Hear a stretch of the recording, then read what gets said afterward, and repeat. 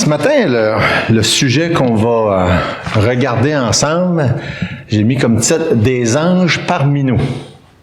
C'est un sujet que ça fait quelque temps que je vous ai parlé, que mon attention s'est faite attirer là-dessus.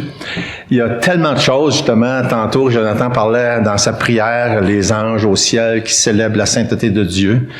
Mais il y a tellement de choses que la Bible parle au sujet des anges. On va probablement être dans ça pendant quelques semaines, peut-être 2, 3, là, j'ai pas encore défini combien, mais quelque chose dans cet ordre-là. Mais ce matin, on va regarder plus spécifiquement à ça. Des anges parmi nous. Et c'est un sujet, évidemment, qui est encore aujourd'hui populaire. Il y a beaucoup de personnes qui ont un attrait pour les anges, de toutes sortes. Il y a des conférences, des livres qui existent.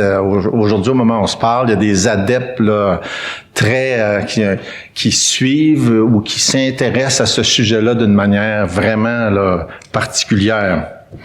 Pour introduire le sujet, j'ai quelques histoires que j'aimerais vous raconter, mais avant ça, on va prier. Oui, Seigneur notre Dieu, on est reconnaissant pour l'opportunité de pouvoir être ici ce matin et de pouvoir te louer comme on l'a fait, d'entendre déjà ta parole, d'entendre les beaux chants et de pouvoir ensemble exprimer notre adoration, notre louange, notre reconnaissance pour qui tu es, pour ce que tu fais jour après jour, pour ta grandeur, ta bonté, ta fidélité, ton amour envers nous. Merci Seigneur. Je voudrais te prier que tu puisses accompagner chacune. On pense à ceux qui sont dans les classes d'école du dimanche, les enfants comme les enseignants. On te prie pour nos frères et sœurs qui sont ici. On te prie pour nos bien-aimés qui ne connaissent pas encore. On te prie pour ceux qui ont des requêtes particulières, que ce soit au niveau de la santé ou autrement. Seigneur, on voudrait être une bénédiction dans la vie des autres. Et on te demande, Seigneur, de toucher le cœur de chacun de nous ce matin par ta parole, dans le nom précieux de notre Sauveur. Amen. Prends une petite gorgée. Première petite anecdote, un missionnaire, John Paton, missionnaire dans les îles du Pacifique Sud, il y a un certain nombre d'années, œuvrait, lui et sa femme, parmi des tribus indigènes très opposées à ce qu'il était en train de faire. Et il raconte une certaine nuit où est-ce que leur complexe missionnaire, souvent dans les pays comme ça, là où les missionnaires s'installent, ils construisent une espèce de périmètre où est-ce que c'est clôturé avec plusieurs bâtiments.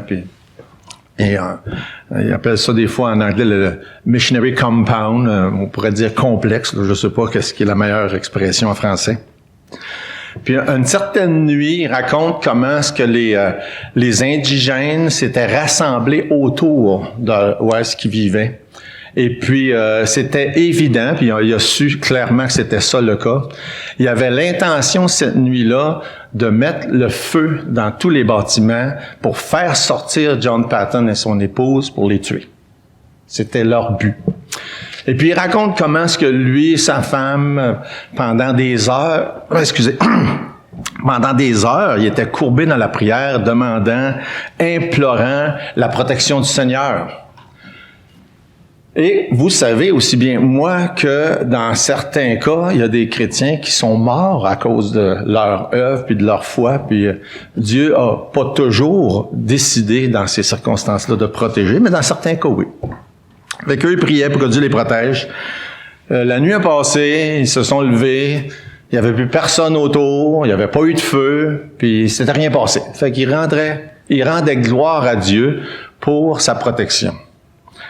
Environ 1 an plus tard, le chef de la tribu indienne s'est converti. Et puis il a commencé à assister à leur réunion. Puis à un moment donné, John Paton a dit, « Peux-tu me dire qu'est-ce qui s'est passé cette nuit-là? Qu'est-ce qui est arrivé? On sait, vous étiez là autour, vous aviez l'intention de mettre le feu, etc. » Puis il a confirmé que c'était bien leur intention. Puis il dit, « C'était les gens qui étaient avec vous? » Qu'est-ce que ça veut dire, les gens qui étaient avec nous? Ben, parce que John Paton et sa femme étaient tout seuls. Ben, non, le chef, il dit, non. Il dit, il y avait des centaines de gardes avec des armures, tout autour, avec des lances de feu. Il dit, on a eu tellement peur, on est parti.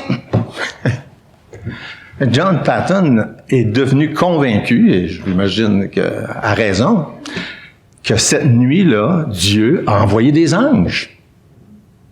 Ça correspond justement à une autre histoire qu'on a dans la Bible, celle-ci. Hein? Si vous connaissez l'histoire dans 2 Rois chapitre 6, ça ressemble à ça. Hein? Dans 2 Rois chapitre 6, avec l'histoire d'Élisée puis son serviteur.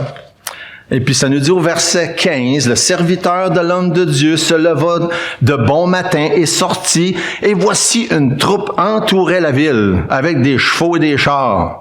Ça, c'était des ennemis, là. Et le serviteur dit à l'homme de Dieu, « Ah, mon Seigneur, comment ferons-nous? »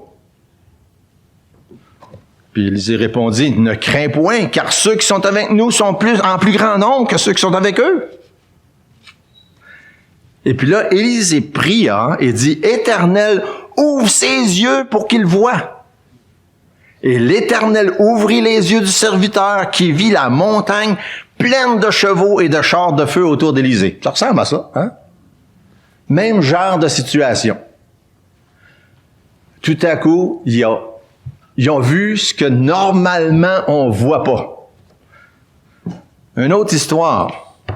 Cette histoire-là, je l'aime beaucoup. C'est une histoire qui se passe pendant la dernière guerre mondiale, dans les années 40. Et puis, il est question... avant ça, on va lire dans Matthieu chapitre 26, qu'est-ce que Jésus dit? Parce que ça a rapport avec cette histoire-là. Il dit dans Matthieu 26, verset 53, « Penses-tu que je ne puisse pas invoquer mon Père qui me donnerait à l'instant plus de 12 légions d'anges? » Et puis, ça, c'est aussi un autre passage dans Genèse au chapitre 19, versets 10 et 11. Ça dit, « Les hommes étant... » Là, c'est l'histoire de Lot, hein, dans Genèse chapitre 19. Puis ça met plus en situation la prochaine anecdote. Dans Genèse chapitre 19, vous connaissez l'histoire de Lot. Vous savez comment est-ce que des anges sont venus pour l'avertir. Et ça dit au verset 10, « Les hommes étendirent la main, firent rentrer Lot vers eux dans la maison, fermèrent la porte, et ils frappèrent d'aveuglement les gens qui étaient à l'entrée de la maison. » Maintenant, on sait que c'était des anges dans cette histoire-là. Ça nous le dit. Et à cause de ça, ils ont pu être en sécurité. Puis la prochaine histoire, c'est elle qui se passe pendant la Deuxième Guerre mondiale. Je l'avais devancé un peu. Et ça met en scène une personne, j'aime beaucoup cette histoire-là parce que ça met en scène Corrie ten Boom. Je sais que quelques-uns sont familiers avec son histoire. Et si vous n'êtes pas familier, je vous encourage à l'être. Soit de lire le livre The Hiding Place, ou je crois en français, c'est quoi le titre en français? Je pense que je l'avais écrit en quelque part. La Cachette, c'est ça. Et puis, ils ont fait un film qui est en vidéo. Ça dure 2h30, pour ceux qui aiment ça, regarder les longues affaires, là. Ça dure 2h30, et c'est vraiment, vraiment intéressant. En tout cas, moi, c'est le genre de choses qui m'intéresse beaucoup. Et c'est une histoire qu'elle raconte, et qui fait penser beaucoup à ce qu'on vient de lire dans Genèse chapitre 19. Et puis elle raconte que quand ils sont arrivés à Ravensbrück, qui est un des camps de concentration, elle et sa sœur, parce qu'il y avait caché des Juifs pendant... En tout cas, c'est toute une histoire, je vous raconterai pas, là, mais vraiment une belle histoire de foi, de gens qui avaient la foi, qui ont cru que Dieu était capable de faire des choses que souvent on pense qu'ils pourraient pas faire. Puis elle raconte, quand ils sont arrivés au camp de concentration, elle avait caché une Bible sous sa robe. Puis vous savez que juste ça, là, c'était suffisant pour se faire tuer. Et puis elle raconte comment est-ce qu'il passait à une place où il fouillait tout le monde. Puis là, elle voyait les gens se faire fouiller un après l'autre. Puis elle dit, 2 femmes en avant d'elle, la femme avait caché sous sa robe un chandail en laine. Parce que elle l'a fait enlever. C'est juste donner une idée, là. Et puis que là, quand c'est arrivé à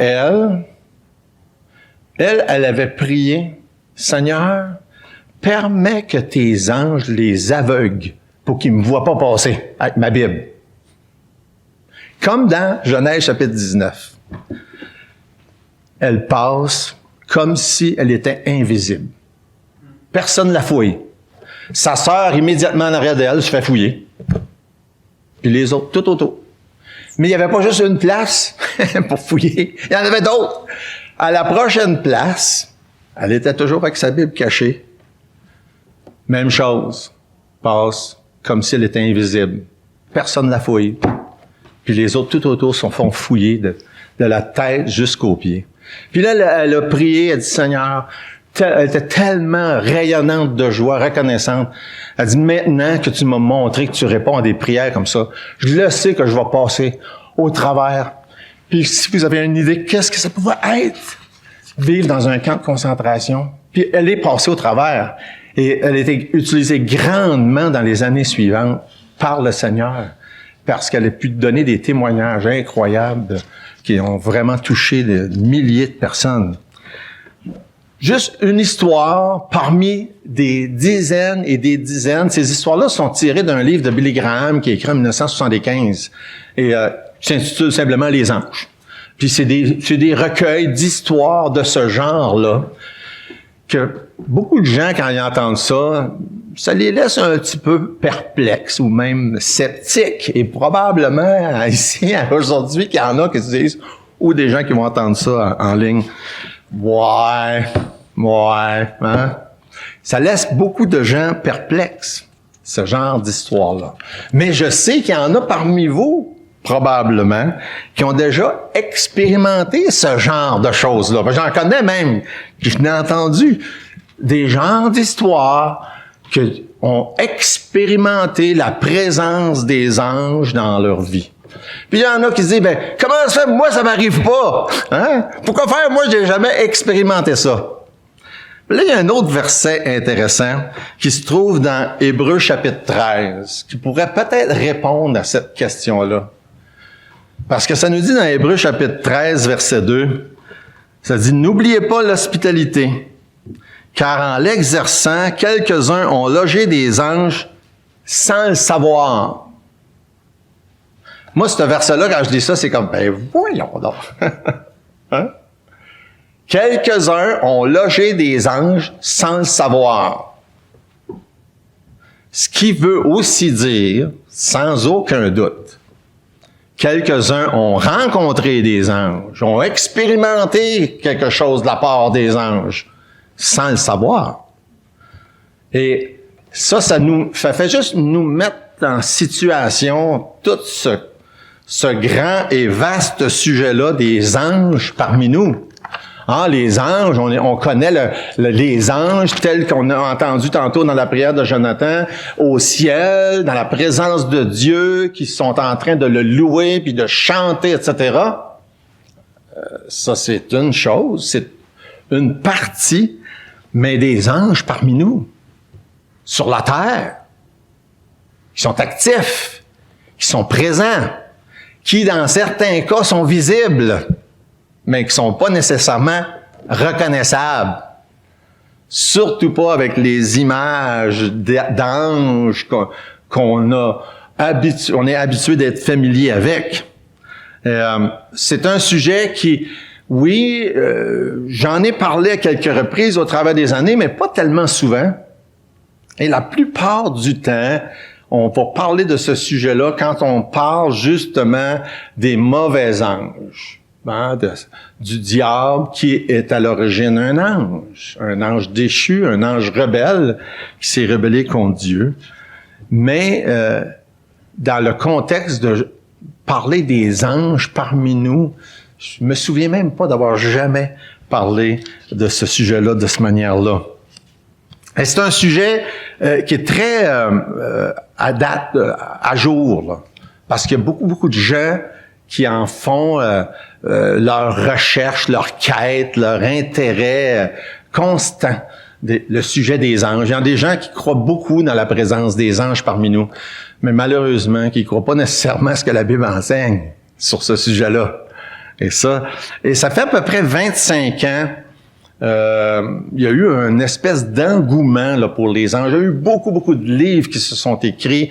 Ça devenait un sujet, là. C'était parlé dans les grandes revues, comme par exemple Time Magazine aux États-Unis avait fait des articles à ce moment-là. Il y avait des conférences.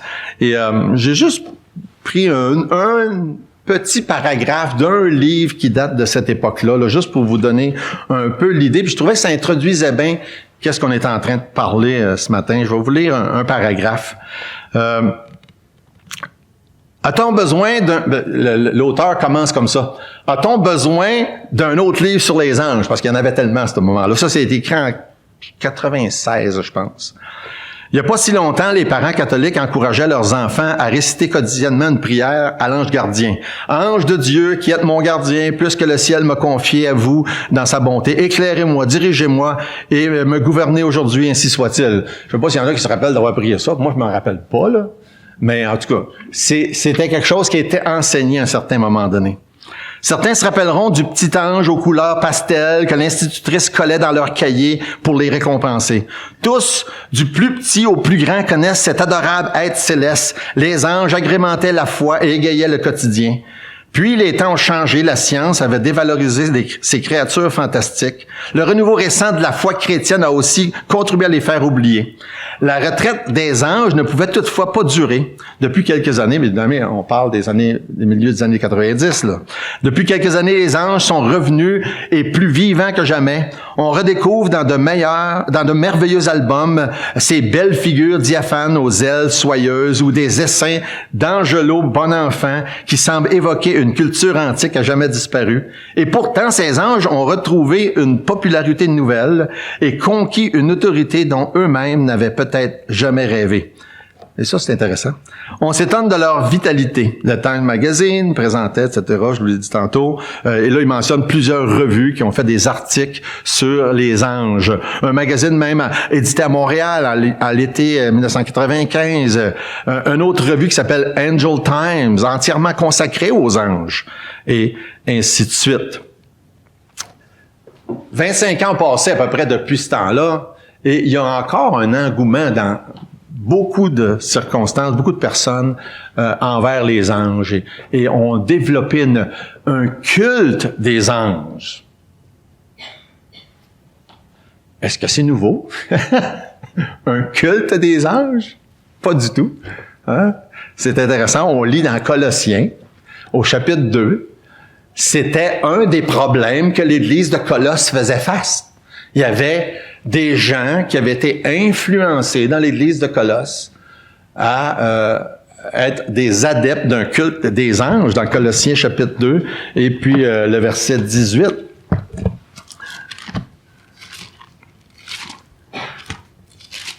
Colossiens 2, 18, ça dit que personne, sous une apparence d'humilité, par un culte des anges, ne vous ravisse à son gré le prix de la course.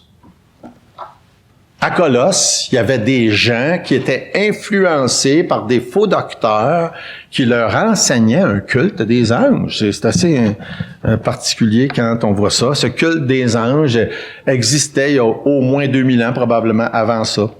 Et ça existe encore. Des gens qui adulent les anges, qui adorent les anges, qui prient les anges. Hein? On l'a vu dans le petit texte, là. C'était enseigné de prier des anges, qui pensent que les anges ont une autorité à eux, ou un pouvoir à eux. On va voir, puis on voit dans la Bible, c'est pas le cas. Les anges sont des messagers, ils apportent quelque chose de la part de Dieu. C'est pas leur propre message, c'est pas leur propre puissance. Il y a beaucoup de gens qui pensent que des morts deviennent des anges. Avez-vous déjà entendu ça? Absolument. Très commun. Particulièrement quand c'est des enfants qui meurent.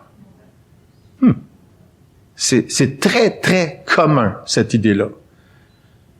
C'est pas du tout ce que la Bible enseigne. Il n'y a pas des personnes qui deviennent des anges. Il n'y a pas des enfants qui deviennent des anges. Il y a des anges que Dieu a créés, des anges, puis qui sont des anges, qui ont toujours été des anges, puis qui vont toujours être des anges. Il y a des êtres humains qui c'est la même chose. Mais à Colosse, il y avait des gens qui enseignaient un culte des anges qui existe depuis longtemps encore aujourd'hui. Est-ce que c'est surprenant qu'il y ait une voix comme ça dans l'Église, que le diable choisisse d'influencer des gens à croire de telles choses, puis que ça soit rampant dans les églises? Non, c'est pas surprenant. Et il y a probablement dans les églises aujourd'hui, il y a encore des gens qui ont des fausses croyances au sujet des anges, ou qui se sont laissés entraîner à penser qu'ils devraient prier des anges, ou etc. Adorer des anges. Les anges sont des créatures célestes. Et la seule personne qui mérite notre louange, notre adoration, c'est le Créateur. C'est Dieu lui-même. Aucune créature ne peut mériter ce genre de dévotion-là qui pourrait s'apparenter à un culte tel que c'est décrit dans Colossiens chapitre 2. Les Colossiens étaient influencés par la philosophie de l'époque, le gnosticisme, et ça faisait partie de cette idée-là que Dieu était comme détaché de la création, puis il fallait absolument passer par un intermédiaire. Et donc, les anges servaient d'un genre d'intermédiaire. C'est comme ça que le culte des anges s'est fait intégrer dans cette Église-là à Colosse, comme ça pouvait se faire intégrer dans d'autres contextes. Et la Bible est claire. Dieu seul peut être adoré. Lui, le Créateur. Dieu seul mérite un culte. Et le culte des anges, comme tous les autres cultes, c'est de l'idolâtrie. Et ça fait partie aujourd'hui des croyances païennes, modernes, qui sont rampantes un peu partout. Culte des anges ou autres sortes qui sont infiltrées dans la population en général. Maintenant, quand on parle des anges, puis même si, comme j'ai dit au tout début, on parle des anges parmi nous, d'un aspect bien spécifique ce matin, c'est clair on doit, puis on va parler du grand ange qui s'est rebellé contre Dieu, que la Bible appelle Satan et plusieurs autres appellations, parce qu'il y a un lien entre lui puis les fausses croyances qui existent, soit sur les anges ou autres. Et dans Matthieu chapitre 4, on voit un de ces traits de caractère qui est évident dans Ésaïe 14, puis dans Ézéchiel 28 aussi. Cette idée-là de vouloir s'élever. Ça fait partie de son grand problème, l'orgueil. Et puis, quand on voit Satan dans Matthieu chapitre 4, qui a une rencontre avec Jésus, et puis qui le tente, une des choses, un des sujets sur lesquels il tente Jésus, c'est qu'il aurait voulu se faire adorer. C'est quelque chose quand on pense à ça. Il aurait voulu se faire adorer. Matthieu chapitre 4, verset 9, il dit « Je te donnerai toutes ces choses » en parlant de tous les royaumes qu'il avait présentés. Une belle présentation PowerPoint que bien avant son temps, que Jésus a vu là. C'est ça. C'est la manière que ça nous raconte. C'est ce qui s'est passé. Il a montré, Jésus a vu tous les royaumes de la terre présentés dans une manière bien avant son temps multimédia. Et puis, il dit, je te donnerai toutes ces choses si tu te prosternes et m'adores. Ça fait partie de ce qu'il désire depuis toujours. D'avoir cette place-là principale d'adoration. Fait que c'est rien d'étonnant que la notion d'avoir un culte d'adoration pour les anges vienne de lui. Ça fait partie de ce qu'il désire depuis longtemps. La Bible nous dit que c'est un ange qui est menteur, qui s'est rebellé. C'est le père des menteurs. Ça nous dit ça dans Jean chapitre 8. Ça nous dit aussi dans 2 Corinthiens chapitre 11 qu'il se déguise couramment. Pensez-y, là. On parle des anges. On parle de l'allure des anges. Les anges parmi nous. Le modèle qu'on retrouve dans la Bible. Si on parle de modèle, de l'allure, là, d'un ange parmi nous, c'est quoi? Ça a l'air de quoi un ange parmi nous? Un homme. C'est ça que ça a l'air à toutes les fois qu'on en voit dans la Bible. Toutes les présence d'anges parmi nous, à part celle qu'on a lue tantôt avec Élisée, où est-ce qu'il y avait, ils ont été vus d'une manière vraiment particulière pour protéger, là. Mais les autres fois, on voit des anges qui ont de l'air des hommes. C'est ça qu'on voit. Maintenant, si le diable se déguise en ange, comment est-ce qu'il va se déguiser? C'est pas sûr. Ben moi, j'ai l'impression qu'il va se déguiser bien plus avec un petit visage serein, puis quatre ailes, puis une robe blanche. J'ai bien plus l'impression que c'est comme ça qu'il va se déguiser. La manière que les gens s'attendent de voir des anges. Cette fausse image-là qui est répétée, parce qu'il y a une image d'ange dans la Bible, entre autres, dans Ésaïe chapitre 6, où est-ce qu'on voit des anges avec des ailes, mais c'est dans la présence de Dieu, ça, qu'on voit ça. Mais des anges parmi nous, c'est pas cette allure-là qu'ils ont. Ils ont une allure bien ordinaire. Passe inaperçu. Passe inaperçu, les anges, parmi nous. En tout cas, c'est ce qu'on voit. Fait que non seulement il est menteur, en plus il se déguise. Puis, pensez-vous que le diable se déguise comme les déguisements de l'Halloween de diable? Non mais sérieux, là. Il y a des gens qui pensent ça. Pensez-vous qu'il va se déguiser avec une espèce de jumpsuit collant noir, puis une queue, puis une fourche dans les mains? Très peu de probabilité. Non. Il serait facile à reconnaître, parce que les gens, c'est cette image-là qu'ils ont de lui. Non, il se déguise dans ce que les gens ne s'attendent pas.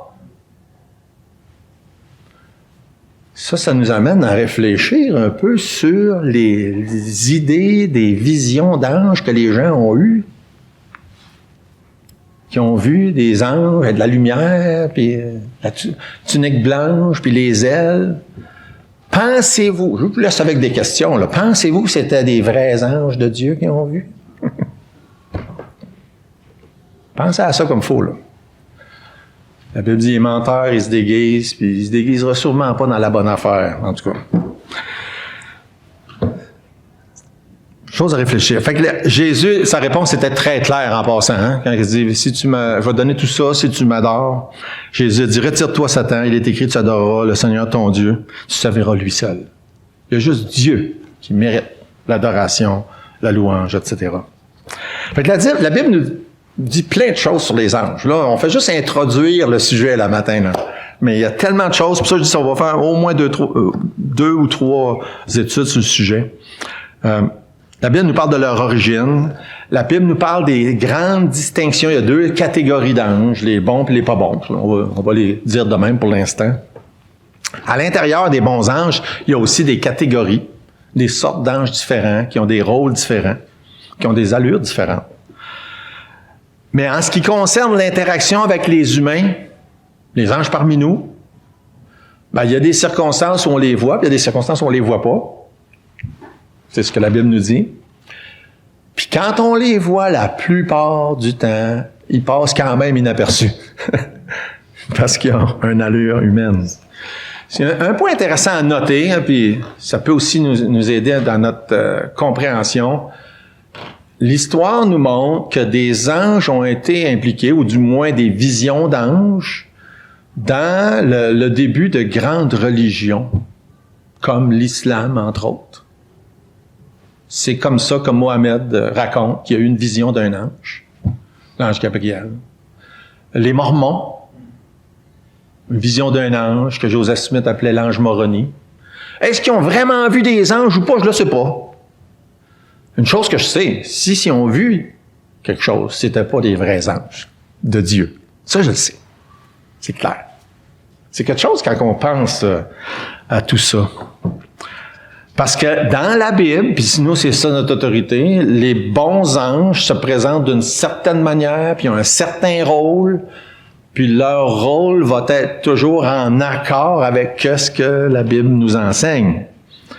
Et puis les mauvais anges se présentent d'une certaine manière, puis ont un rôle aussi. Puis la manière qu'ils se présentent, c'est avec des déguisements. Et Leur déguisement, c'est pour ressembler à des vrais anges, à des bons anges. Ou du moins à ce que les gens pensent que les bons anges devraient avoir de l'air. Tu vois, ça a du sens.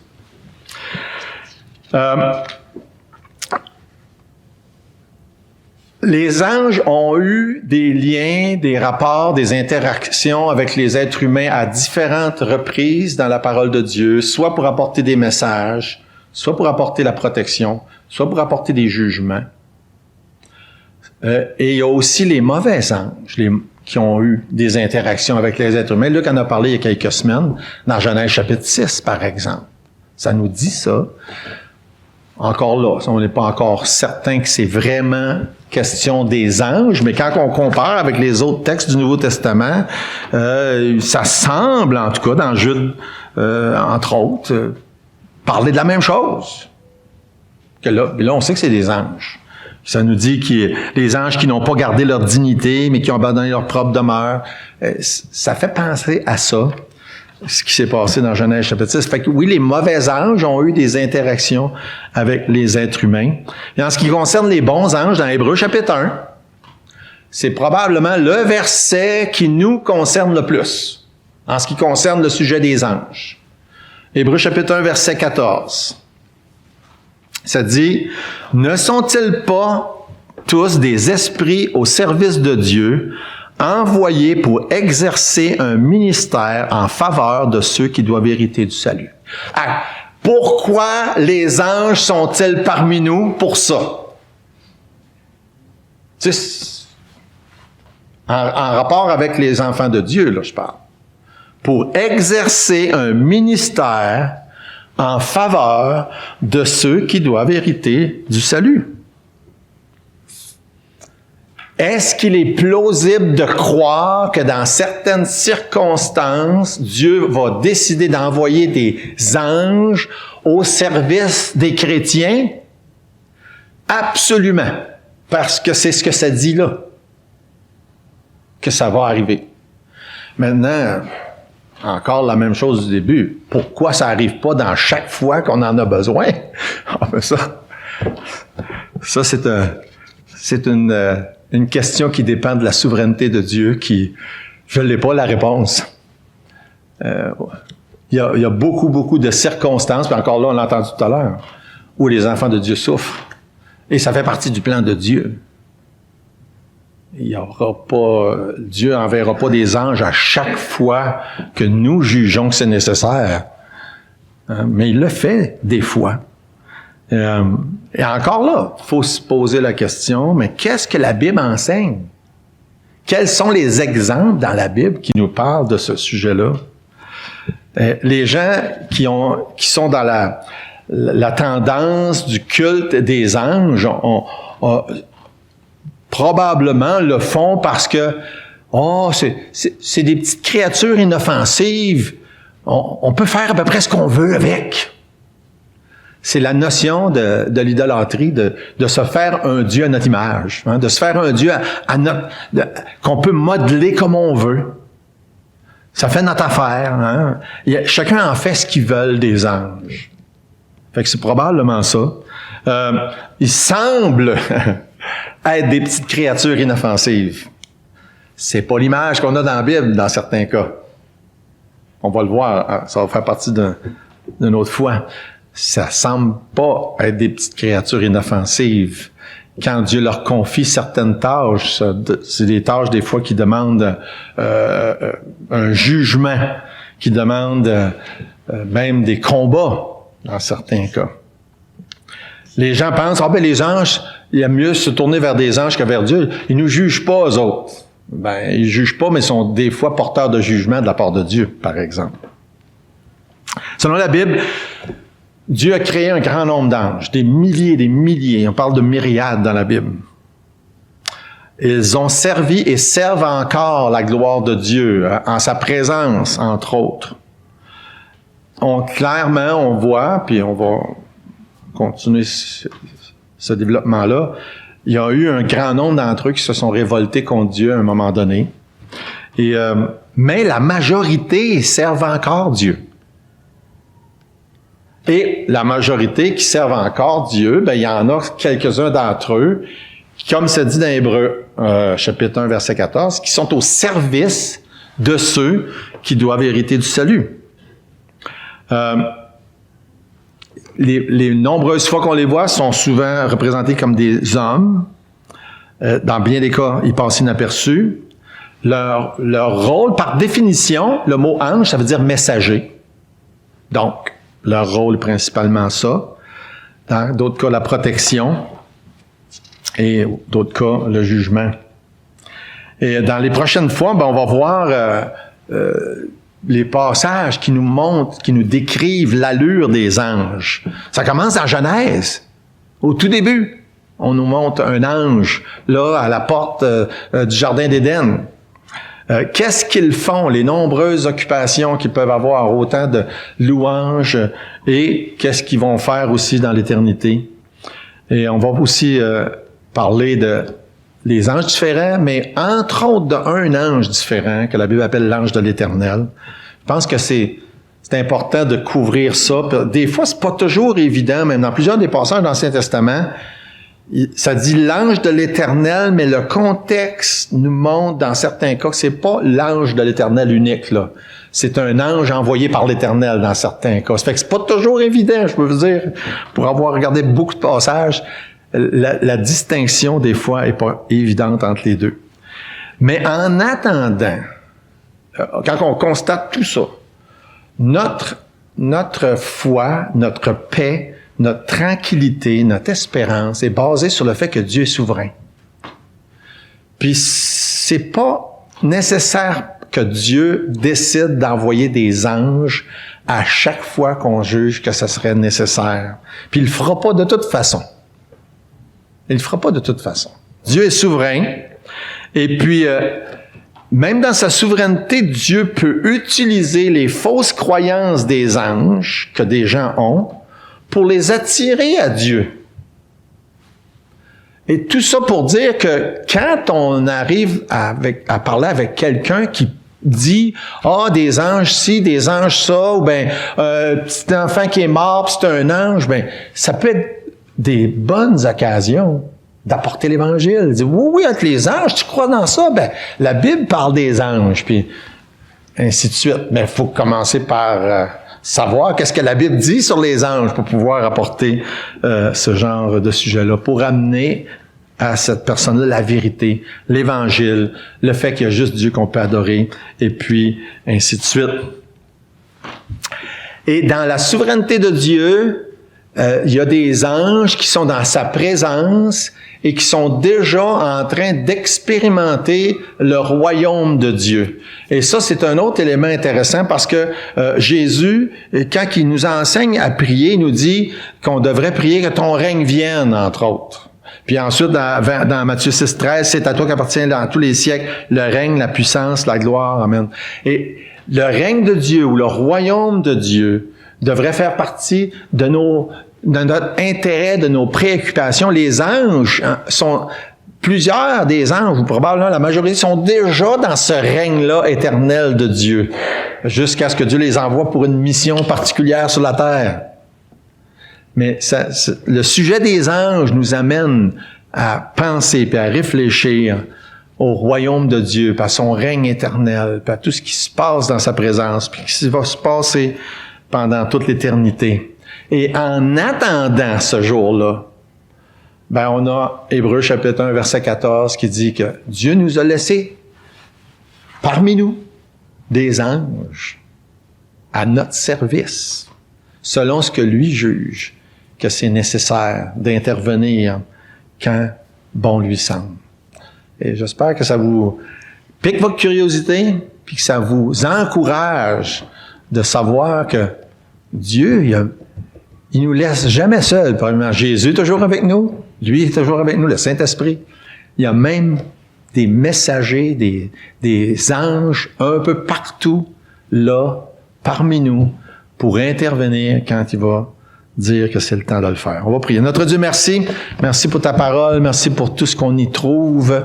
Merci pour ta grande bonté envers nous jour après jour. Et je voudrais te prier que tu puisses nous aider non seulement à comprendre toutes ces choses-là, à bien les assimiler, mais aussi que ton nom soit loué parmi nous et que lorsqu'on peut apporter la vérité à des gens qui croient ce genre de fausseté-là, que tu puisses toucher des cœurs, transformer des vies. Dans le nom de Jésus qu'on te prie. Amen.